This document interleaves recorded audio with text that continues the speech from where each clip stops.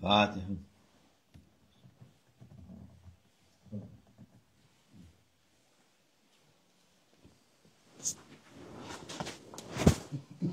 Selamünaleyküm.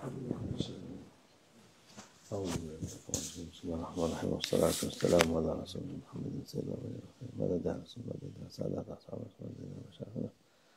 Dest olun ve şamlar fazla sayın Muhammed'in.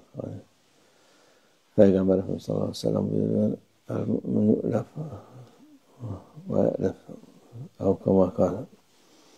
Mümin olan insan iyi geçinir. Herkesten iyi geçinir.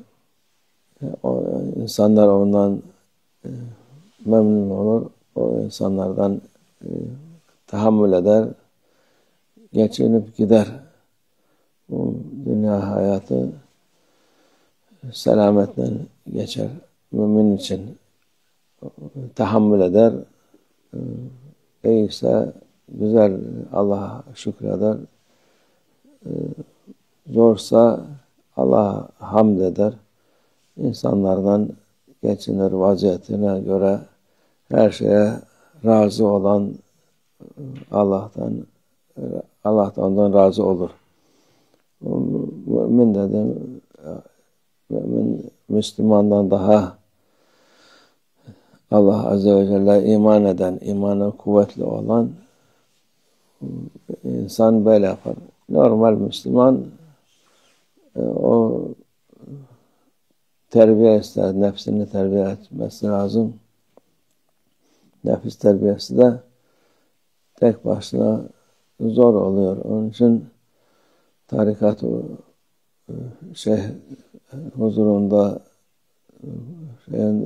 yavaş yavaş nefsini terbiye ede bir şeye ne kadar yapabilirse hiç sen iyi derler yani.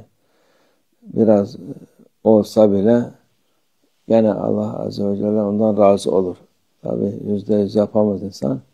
Ama normal insan her şeye, hele bu zamanın insanları her şeye itiraz eder, hiçbir şeyi beğenmez. Her şeyden şikayetçi. Elinde bir şey geçmez. Kendini huzursuz etmekten, kendini rahatsız etmekten başka şey olmaz. Peygamber sallallahu aleyhi ve sellem'in güzel sözleri bize yol gösterir. Ne yapacağımızı, ne edeceğimizi gösterir. Onu takip eden rahat eder. Hazreti İbrahim aleyhisselam ateşin içinde bile ona Allah Azze ve Celle cennet bahçesi yaptı. Onun için bu mümin de onlara benzemek, onların dediklerini uygularsa bu bütün dünyanın hiçbir tesiri olmaz. Çünkü iman sahibi bilir ki bunlar Allah Azze ve Celle'nin, onlara tahammül eder, onlar geçer gider. Allah muhafaza etsin.